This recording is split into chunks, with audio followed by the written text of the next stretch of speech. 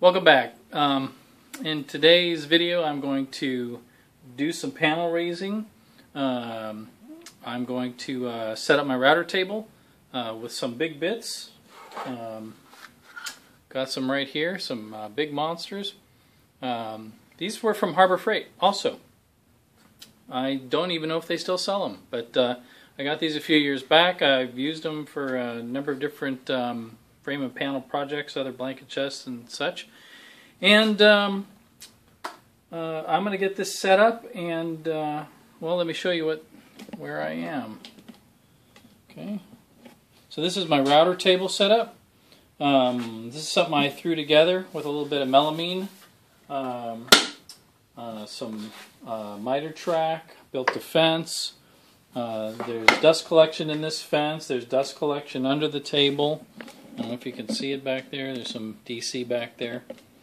So the plate, this is a Jessam router plate. I forget where I picked that up. Probably Woodcraft or some such.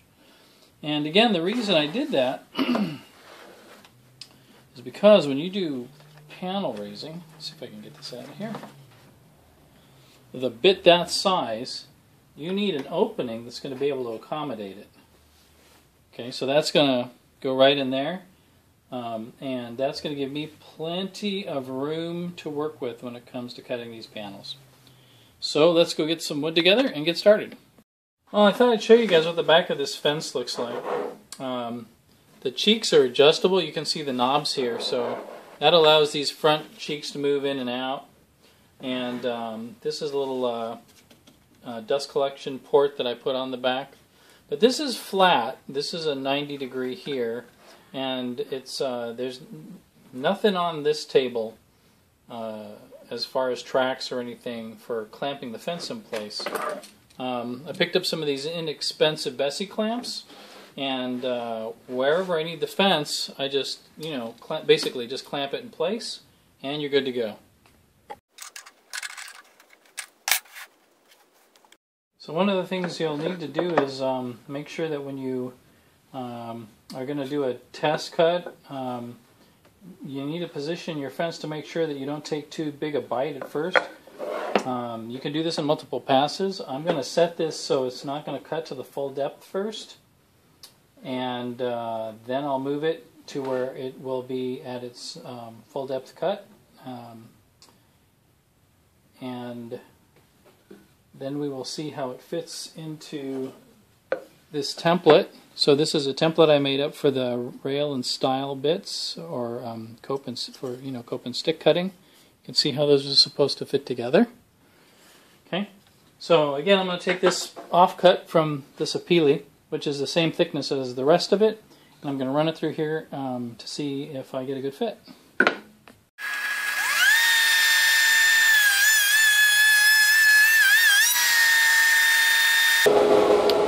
Okay, so this is the profile on top, and then we're going to use another bit to undercut the bottom. Okay, so now that we have the depth of cut set on the big panel raising bit, I'm going to go ahead and do pass 1 on the panels, and then I'm going to move the fence back and do pass 2.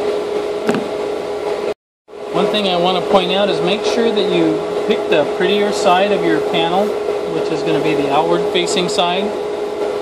This setup, I put the pretty face down, and that's going to cut from the proper side. So you have to kind of keep that in mind.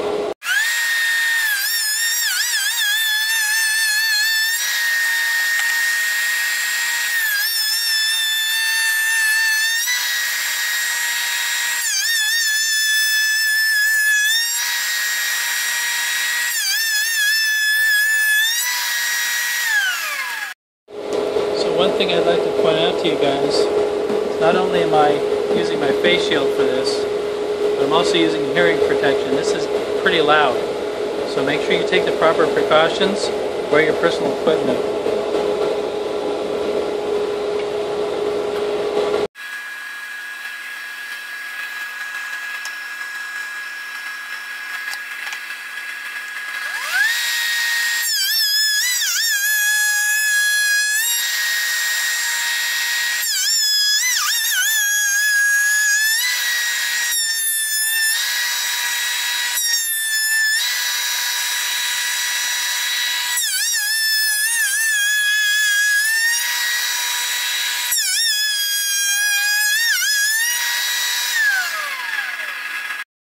that's looking pretty good. One more cleanup pass, and this will be ready for sanding.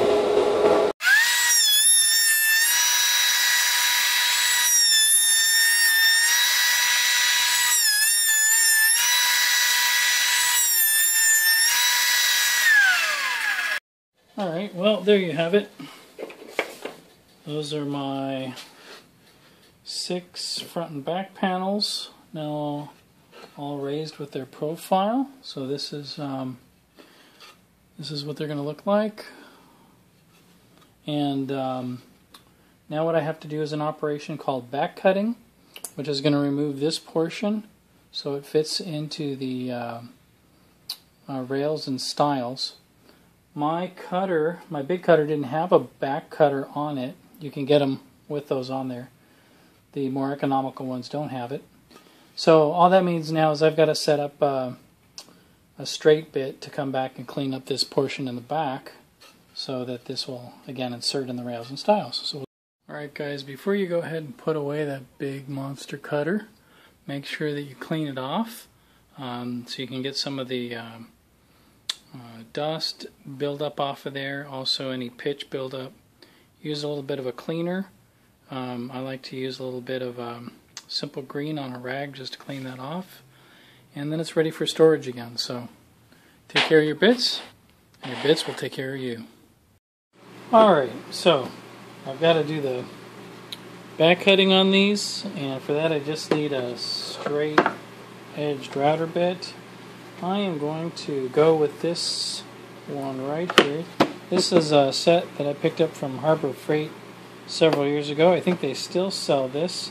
It's their 24-piece router bit set, carbide. And this one is, I don't need to take off a whole lot, so this one's going to provide exactly what I need. So when I get that mounted up and start doing the cuts on the back.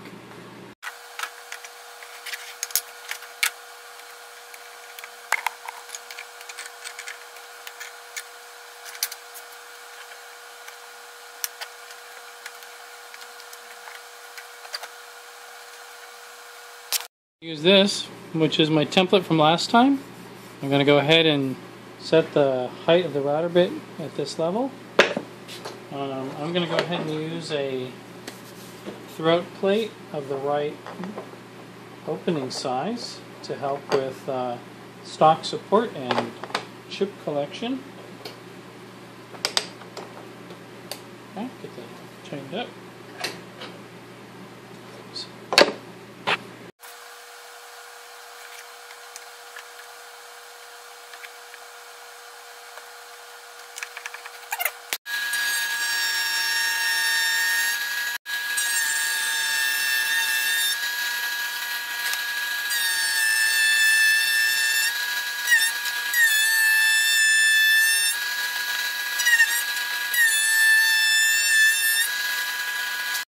Alright, there's all the panels raised. Did the back cutting operation. These things are ready for a little bit of sanding, and then they'll be ready to go for mounting up in the frames. So next we're going to put in one of the rail and stile bits and start routing those.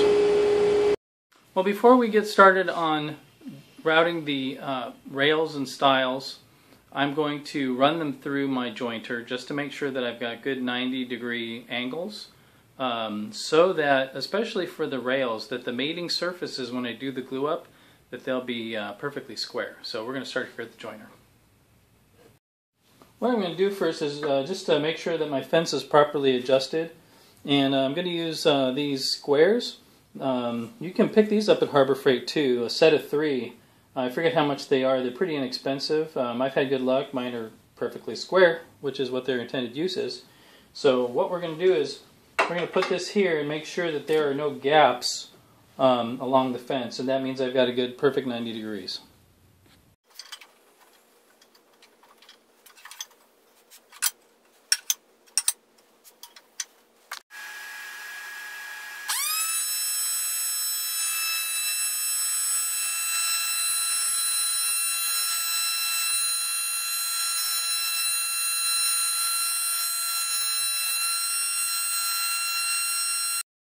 Okay, for the next operation, we're going to start routing the stiles and rails.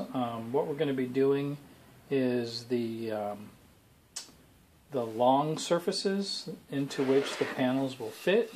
Okay, so the way these bits are designed, you need to remember to set the bit height so that the cutter for that slot lines up with this part of the panel. You want to make sure that those are at the same height. So note that the panel here is upside down now. It's face down because that's how this cutter is oriented. I have to remember when I put the pieces through this cutter that they need to also then be, the good face will be down, so it'll be upside down when I route it. So this has been set up. I'm going to go ahead and get started. This is one of the rails that I'm about to route the edge on, and I've edge jointed all of these pieces, and I'm only going to route on one side. What I've done is I've gone through all of the boards and I've selected which is the exposed face and which will be the interior face. You can see what I've done is I put a little indicator here. In this case it's an arrow. This reminds me that this is the side that will go to the fence, and to orient it down, this will be my good side, and this is the side that I want routed. So that's just a little trick to help you remember how to properly orient these. I'm also doing this in multiple passes.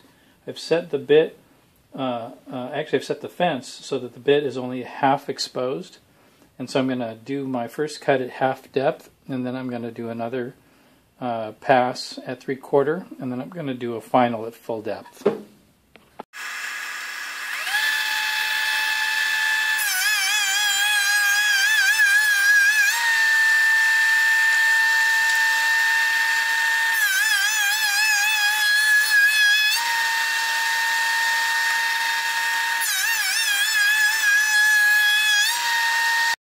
Alright, all these pieces of the frame and panel assembly, these being the frames of course, have now been routed with the exception of, and I'll give you some examples here. So this is one of the mullions.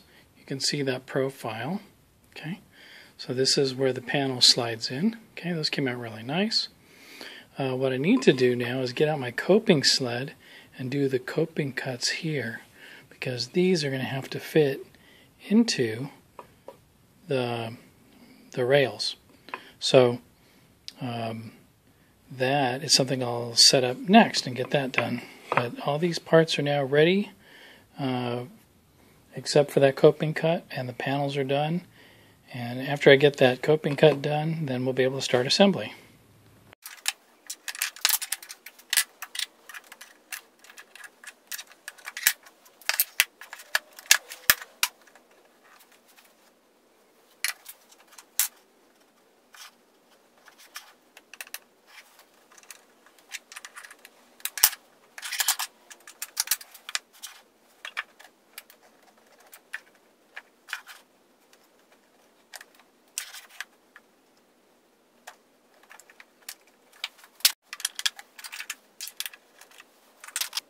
Okay, so I've installed the other cutter for the coping cuts, okay, and it matches the profile of this profile, okay, and so it's by matching that profile, what it's going to do is it's going to cut that right off of here, and what you want to make sure that this is going to be flush when these two pieces mate.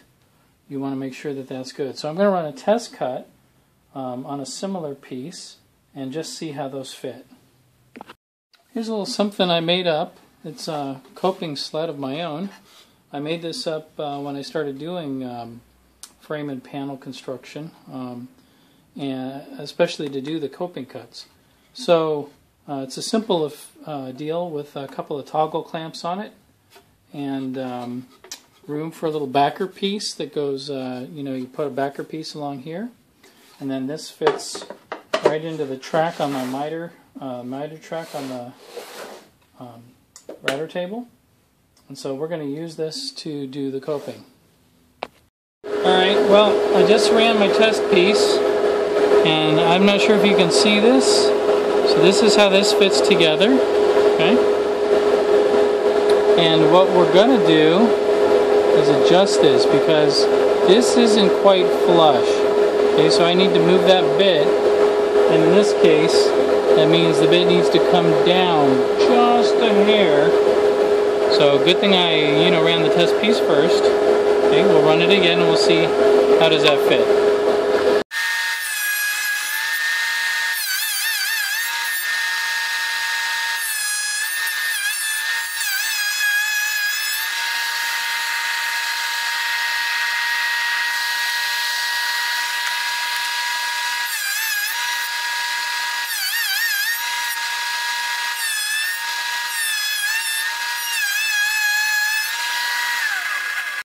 Okay, so this is one of the mullions, okay, and I'm just using this other board as an example so you can see what a good fit that is. Look at how nice and tight that joint is. Makes that nice channel on the side for the panel to fit into. Now I just have to do all the rest of them. Another important tip, you need to remember that these cutters are designed for operations with the good side down. And it's tempting to want to flip your workpiece over and route that with the good side up. But you have to keep it turned over, otherwise you're going to mess up this whole profile. So remember, for these types of bits, good side has to go down.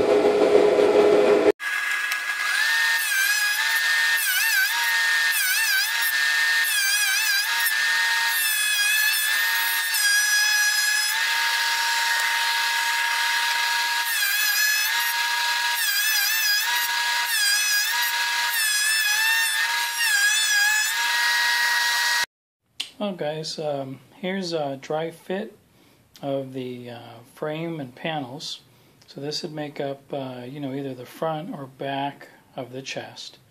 So a good fit, everything is nice and tight, and there's when you do panels you need to leave a little bit of room for the panels to expand and contract, so that's accounted for too. So this now I need to sand and finish. I'm going to do some finishing on these pieces before I start assembly. Well, there's still a lot of work ahead on this blanket chest. So thanks for watching this video, and just want to say thank you to all the folks that have been subscribing. Very encouraging. Thank you. And stand by for some more stuff. Got to do a lot of work on this blanket chest, and I've got a couple turnings that I'd like to get up here on the web here pretty soon. So thanks again. If you like this video, remember to like, comment, subscribe, and share. Thanks again.